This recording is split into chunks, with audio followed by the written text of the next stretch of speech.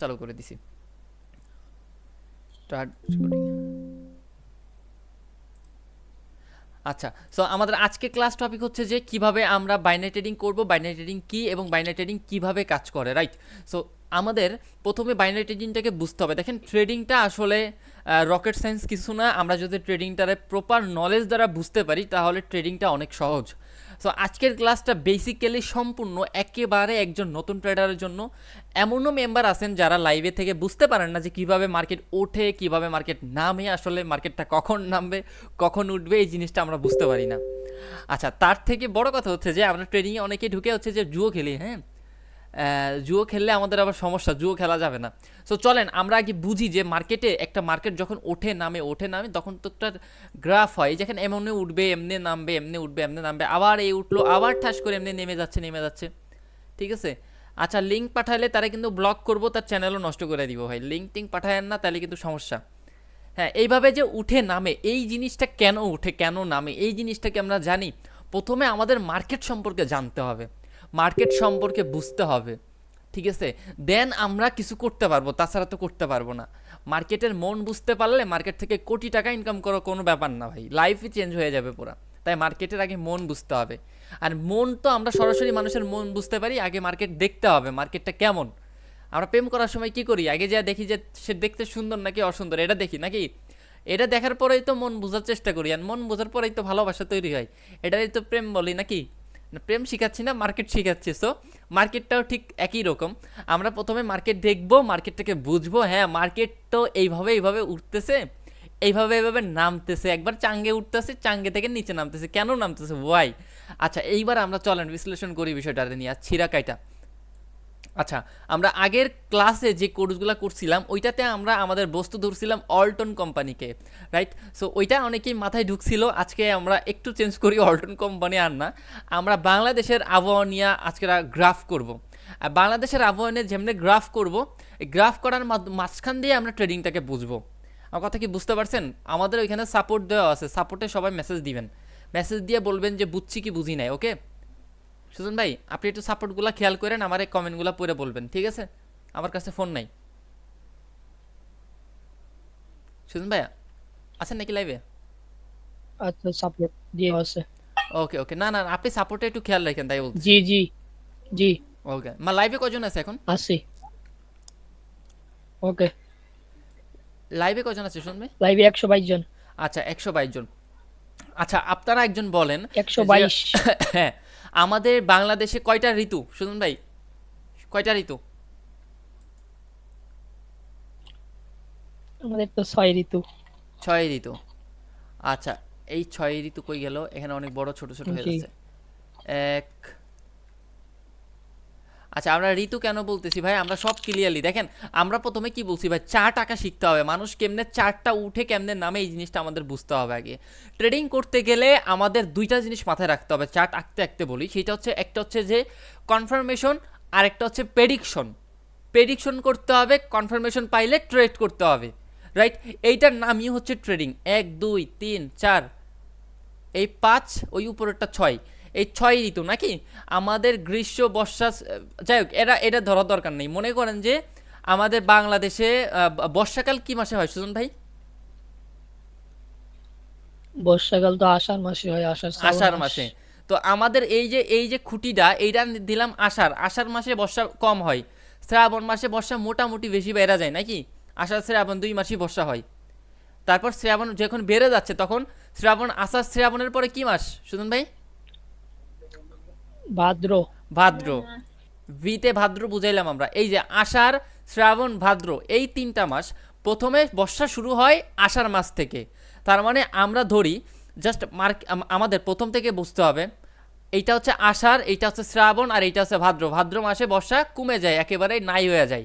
So আমাদের যখন বর্ষাকাল শুরু হয়, মার্কেটের চার্ট যখন নিচ থেকে উপরে উঠেছে, মনে করেন এইখান থেকে গরম ছিল, এখান থেকে গরম ছিল, এই যে গরম গরম পড়তেছে, গরম গরম পড়তেছে। আর এই সময়টা, এই আষাঢ়ে আসলে এই যে বর্ষাটা হলো, বর্ষা যখন হচ্ছে তখন কিন্তু চার্ট উপরে যাচ্ছে। এই সময়টাতে বর্ষা হয়, মানে কি চার্ট উপরে যাচ্ছে। উপরে যাওয়ার পরে প্রতিদিন তো আর সমান বর্ষা হয় না। পরের দিন সে মনে করেন এই যে দিনটা এটুক নিচে নামছে, এইখানে কম বৃষ্টি হয়। এই সব জায়গায় যদি বৃষ্টি হয়, বৃষ্টির টেম্পারেচার থাকে সে মনে করেন আপনারা 10, এইটুকু 20, এইটুকু 30, এই চারটে 30, এই পর্যন্ত এই যে এতটুকু 40, এইটা কমছে, 40-এ কমছে মনে করেন আপনারা। কমার পরে এই আষাঢ়ের পরে কি পড়ে? শ্রাবণ মাসে বেশি বৃষ্টি হয়। বেশি বৃষ্টি হওয়ার পরে দেখেন যে চার্ট এইখান থেকে ছিল, এইখান থেকে একবারে এখানে চলে গেছে, কারণ এই সময়টাতে বেশি বৃষ্টি হয় বাংলাদেশে। মানে এই সময়টাতে বেশি বৃষ্টি হওয়ার ফলে আমাদের চার্ট উপরে চলে গেছে। এখন কম বৃষ্টি হয়, কারণ এই জিনিসটা যখন দিন যত বাড়বে আমাদের বৃষ্টি তত কমবে, তার মানে কি চার্ট তত নিচে আসতে থাকবে, চার্ট তত নিচে আসতে থাকবে বৃষ্টি কমলে। আমাদের এখানে ড্র করা একটু ভুল হয়েছে, আমাদের উপরে দিতে হবে ভাদ্র, নিচে দিতে হবে আষাঢ়, ঠিক আছে? এই চার্টগুলো একটু ভুল হয়েছে ড্র করা। একজনে বলছে চার্ট নাকি 5টা হইছে। এই নিচের খুঁটি 1টা 2টা 3টা 4টা 5টা 6টা। আচ্ছা আচ্ছা, এটা বুঝবেন না আপনারা, এটা পেঁচানো হয়ে যাবে অনেক বেশি। আমরা অল্টন দিয়েই বোঝাই, আমারও ভালো বুঝতে হবে। কাঁচামরিচ আর এসি দিয়েই করতে হইব। হ্যাঁ, এটা বুঝতেছি, পোলা ফান যে কমেন্ট করতেছে। আচ্ছা মনে করেন এখন কি কাল পড়তেছে, আমাদের একটা পণ্য আছে, মনে করেন আমাদের একটা পণ্য আছে, সেটা হচ্ছে অল্টন কোম্পানি। আমাদের একটা অল্টন কোম্পানিতে আমরা একটা প্রোডাক্ট সেল করি, সেটা হচ্ছে এসি সেল করি, এসি দিয়ে বুঝি আমরা এসি সেল করি। আচ্ছা আমরা এসির ব্যবসা করতেছি, হ্যাঁ এসি ব্যবসা করতেছি। এখন আমরা এখানে সুন্দর করে একটা চার্ট ড্র করি, প্রথমে একটা চার্ট ড্র করি, এই চার্ট দিয়ে আপনাদের আমরা বুঝাবো। হ্যাঁ ভাই, আপনারা টেনশন করিয়েন না, যত সময় না বুঝবেন আমরা বুঝাইতে থাকবো। হ্যাঁ আপনারা শুধু বুঝতে থাকেন, না বুঝলে প্রশ্ন করবেন, আকাশ ভাই বুঝি নাই। আমরা একটা চার্ট ড্র করি, না বুঝলে সাপোর্টে মেসেজ দিবেন যে ভাই আবার বুঝান। না বুঝলে সাপোর্টে মেসেজ দিবেন, ঠিক আছে?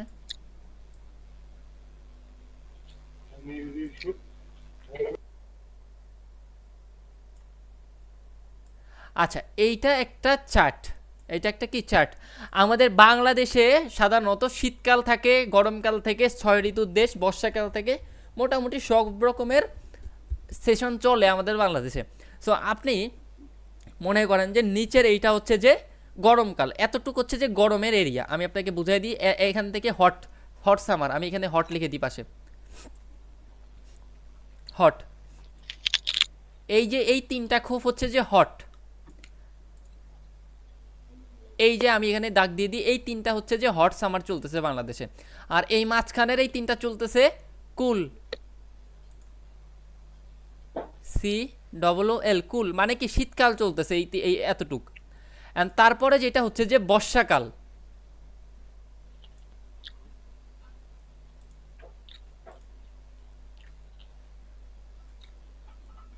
বৃষ্টি লিখে দিই।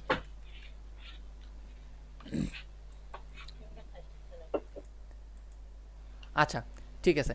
আচ্ছা এই হচ্ছে যে অবস্থা আমাদের। মনে করেন যে আমাদের বাংলাদেশে এখন গরমকাল চলতেছে, গরমকাল যখন হবে এই 3টা সেশন হচ্ছে যে বাংলাদেশে গরমকাল চলতেছে। গরমকাল যখন চলবে তখন সারা বছর খুব সুন্দর করে এইভাবে এসি সেল হচ্ছে।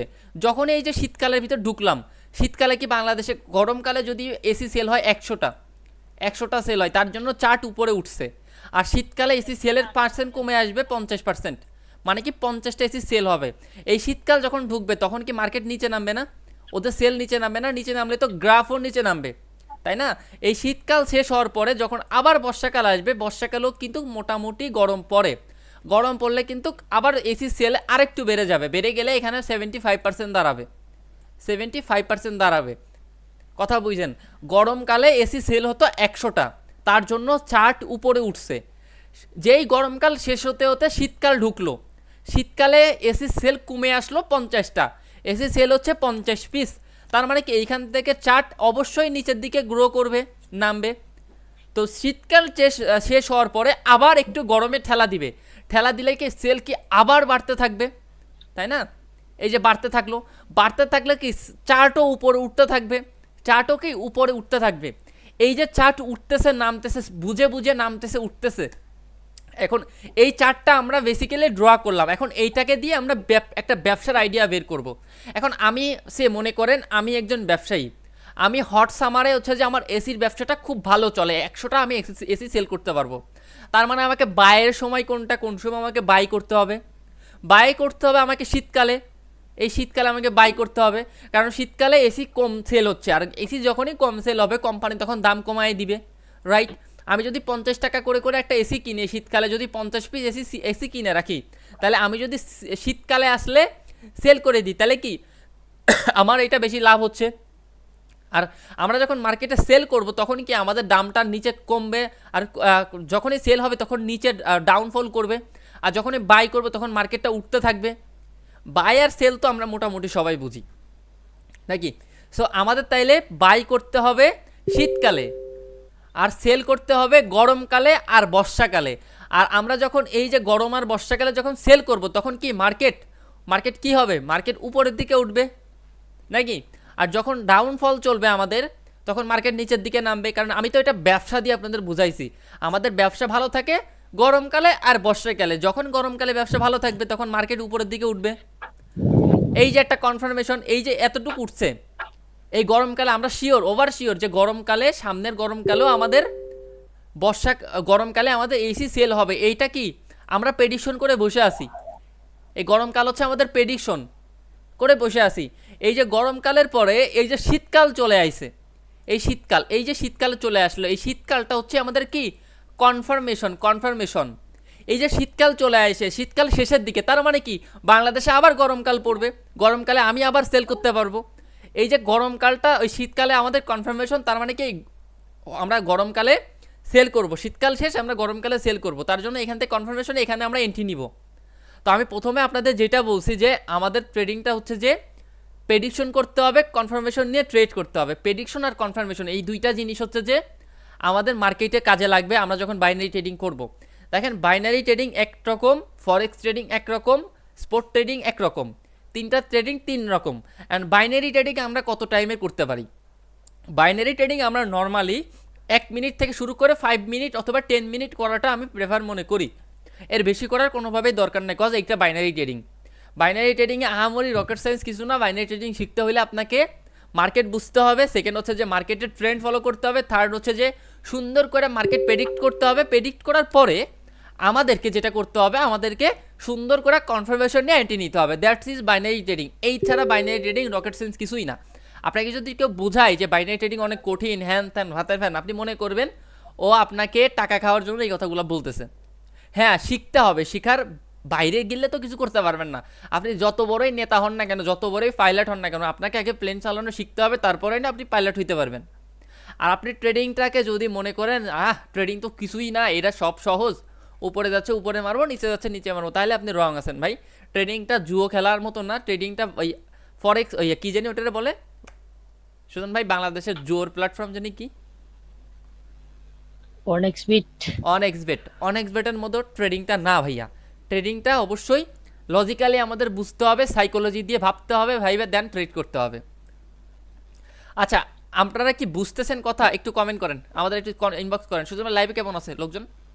আমি আসলে দেখতে পাচ্ছি না আজকে।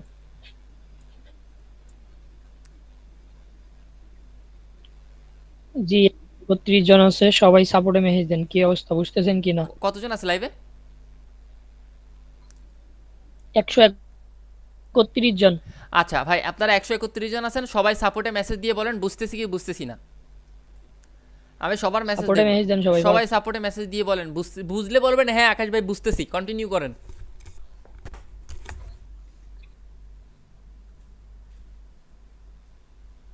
ফার্স্ট মাত্র 4 থেকে 5 জন ভাই ক্লাস করতেছেন, 130 জন।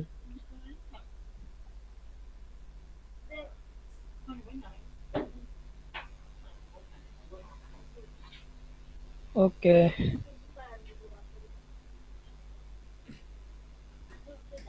ভাই লাইভে অনেক মেম্বার আছেন, লাইভে তো 135-36 জন আছেন ভাই, একটু কমেন্ট করে জানান কি বুঝতেছেন কি বুঝতেছেন না। আলা আপনারা যদি না বুঝেন তাহলে আমি আরো একটু সহজ করে বুঝাবো আপনাদের জন্য। কারণ হয় না যে একটা স্টুডেন্ট একটা টিচারের কথা নাই বুঝতে পারে, তার জন্য কি সে বসে থাকবে? না, বসে থাকবে না, সে বুঝতে হবে ভাই।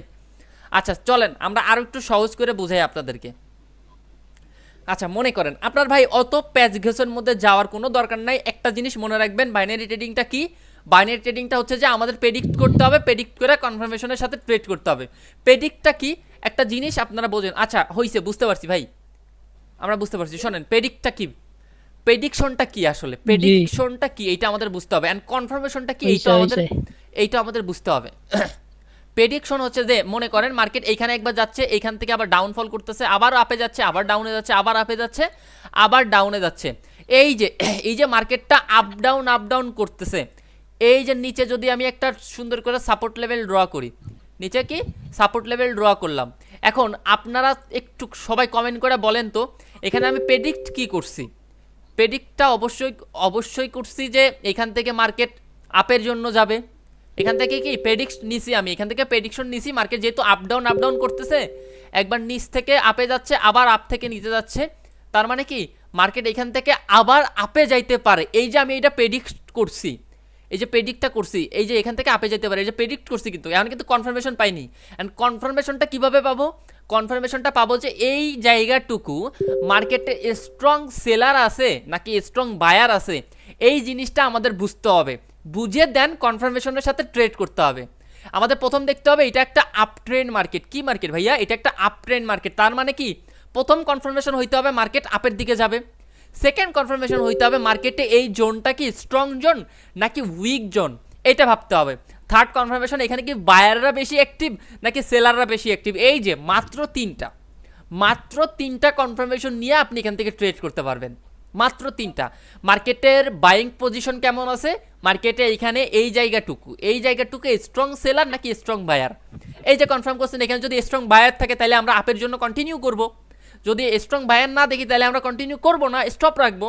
মার্কেট যখন আমাকে সুযোগ দিবে আমি ঠিক তখনই আবার ট্রেডটা করব। ট্রেডিংটা হচ্ছে যে ওই যে বসি দিয়ে মাছ ধরার মতন। আমি প্রত্যেক ক্লাসে বলি আমাদের সিপ ফেলে বসে থাকতে হবে, যখনই বড় মাসে খোটাবে তখনই কিন্তু আমাদের ট্রেড করতে হবে। একটা জিনিস মাথায় রাখতে হবে, ওই যে বসি সুতো বলছি, যখন বড় মাসে কিন্তু কম খোটায়, কি বড় মাসে কম খোটায়, একবারে গিলে নিয়ে দৌড় দেয় ওরা। ছোট মাসে বেশি খোটায়, এখানে এমনটাও হইতে পারে, এই জায়গাটা এমনটাও হইতে পারে। এখানে আপনাকে দেখাচ্ছে অনেক খোটাচ্ছে বায়ার, এখানে মনে হচ্ছে হ্যাঁ এইখানে ট্রেডিংয়ের জগতের সব বায়ার এখানে লুকায় আছে। আপনি যেই আপের জন্য নেবেন সেই ঠাস করে মারা খেয়ে যাবেন। কথা কি বুঝছেন? বড় মাসে বেশি লাফালাফি করে না, ঠিক আছে? বড় মাসে একবারে নিয়ে দৌড় দেয়। তো এখানে যদি স্ট্রং বায়ার থাকেই বসে, তাইলে ও কিছু করবে না, ও স্ট্রংলি উপরের দিকে যাইতে থাকবে। যদি অনেক বেশি নাটক করে তাহলে বুঝবেন যে এই সকল জায়গায় ঘাবলা আছে। আমরা পরবর্তী ক্লাসে এই জিনিসগুলো জানবো, আস্তে আস্তে ক্লাস বাই ক্লাস তো হবে, প্রত্যেকটা ক্লাসই হবে। আপনারা প্রত্যেকটা মেম্বার ফ্রিতেই প্রত্যেকটা কোর্স করতে পারবেন, কাউকে একটা টাকা পয়সা দিতে হবে না। ওকে ওকে আচ্ছা, সো আমাদের বাইনারি ট্রেডিং তাহলে কি আজকে ক্লাস দ্বারা আমরা একটা জিনিসই মিন করবো আপনাদের, সেটা হচ্ছে বাইনারি ট্রেডিংয়ে বেশ কিছু চার্ট আছে। আমাদের চার্টগুলো হবে ঠিক এইরকম, আমি আপনাদেরকে চার্টগুলো ড্র করে দেই। আমি 3-4টা চার্ট ড্র করে দিচ্ছি, আপনারা এইগুলো একটু বোঝার চেষ্টা করবেন। হ্যাঁ, মার্কেট বেসিক্যালি আমরা যেহেতু বাইনারি ট্রেডিং বুঝতেছি, মার্কেট বেসিক্যালি 3 রকমের হয়ে থাকবে। সাধারণত মার্কেট আপ ট্রেন্ড হবে, আপ ট্রেন্ডগুলো কীভাবে চলবে, আপের দিকে যাওয়ার চেষ্টা করবে, বাট কখনোই মার্কেট একেবারে আপে চলে যাবে না, একবারে কি আকাশে চলে যাবে না। মার্কেট সবসময় একটু রেঞ্জ করতে করতে করতে করতে উপরে যাবে অথবা নিচে আসবে, এইটা হচ্ছে যে আপ ট্রেন্ড মার্কেট, ঠিক আছে? আর মার্কেট যে মার্কেটগুলো এইভাবে নিচে নামবে রেঞ্জ করতে করতে, এলার বলবো আমরা ডাউন ট্রেন্ড মার্কেট। ঠিক কি বলবো? এইগুলারে বলবো আমরা ডাউন ট্রেন্ড মার্কেট। আর যেই মার্কেটগুলো সুন্দর করে আচ্ছা, সাইড ওয়াইজ চলবে, একজনে বলতেছে যে কি দেখলে বায়ার স্ট্রং আছে এখানে। ভাইয়া এগুলা ক্লাস এখনো আসে নাই, জাস্ট শুরু।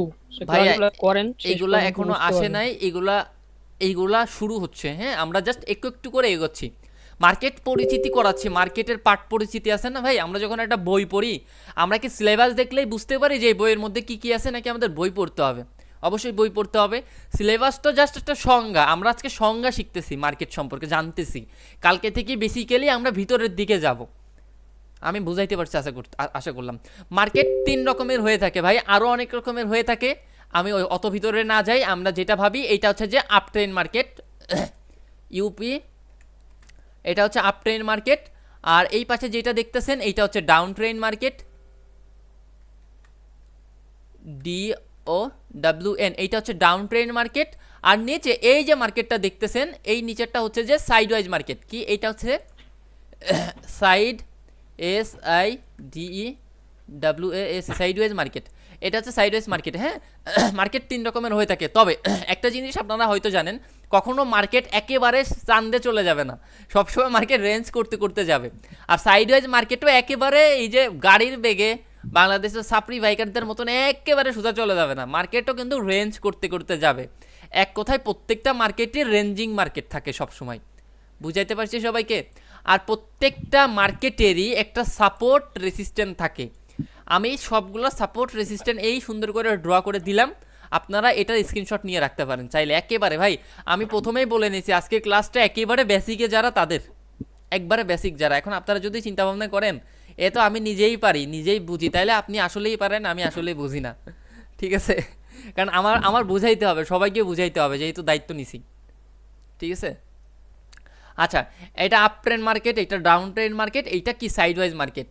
প্রত্যেকটা মার্কেটের রেঞ্জ থাকে আর প্রত্যেকটা মার্কেটের সাপোর্ট রেসিস্ট্যান্স থাকে। এইটা যেহেতু আপ ট্রেন্ড মার্কেট, সবসময় আপ ট্রেন্ড মার্কেটের নিচে থাকে কি ভাই, নিচে থাকে সাপোর্ট, এইটার নিচে সাপোর্ট, নিচে থাকে সাপোর্ট, SUPPORT, এটার নিচে থাকে সাপোর্ট। আর উপরে যে মার্কেট, উপরে যে লেভেলটা থাকে এইটাকে কি বলি, এটাকে বলবো আমরা, বলেন কি, রেসিস্ট্যান্ট, RES। আচ্ছা, উপরেরটাকে আমরা রেসিস্ট্যান্ট বলি সবসময়। আচ্ছা, সেম এই মার্কেটটা নিচে কি থাকে, আমি আগেরটায় বোঝায় বলছি, নিচে কি থাকে, নিচে কি থাকে ভাই, নিচে থাকে, কমেন্ট করেন তো দেখি কি বলেন পোলাপানে। হ্যাঁ, অনেকে নতুন আছে তো, অনেকে পারবে আবার অনেকে পারবে না। নিচে কি থাকে ভাই, নিচে কারা থাকে, নিচে কি সাপোর্ট থাকে নাকি রেসিস্ট্যান্ট থাকে, কে পারবেন না নাকি আপনারা বলেন তো, মেসেজ মেসেজ করেন ফার্স্ট।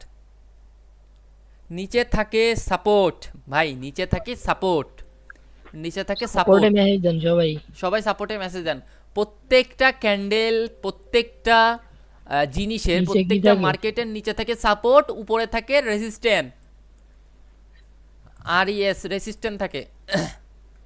প্রত্যেকটা মার্কেটের উপরে নিচে সাপোর্ট রেজিস্ট্যান্ট থাকে। হ্যাঁ, এই সেম সাইডওয়েজের মার্কেটের নিচে থাকে সাপোর্ট, নিচে থাকে সাপোর্ট, SUPPORT সাপোর্ট, আর উপরে থাকে রেসিস্ট্যান্ট,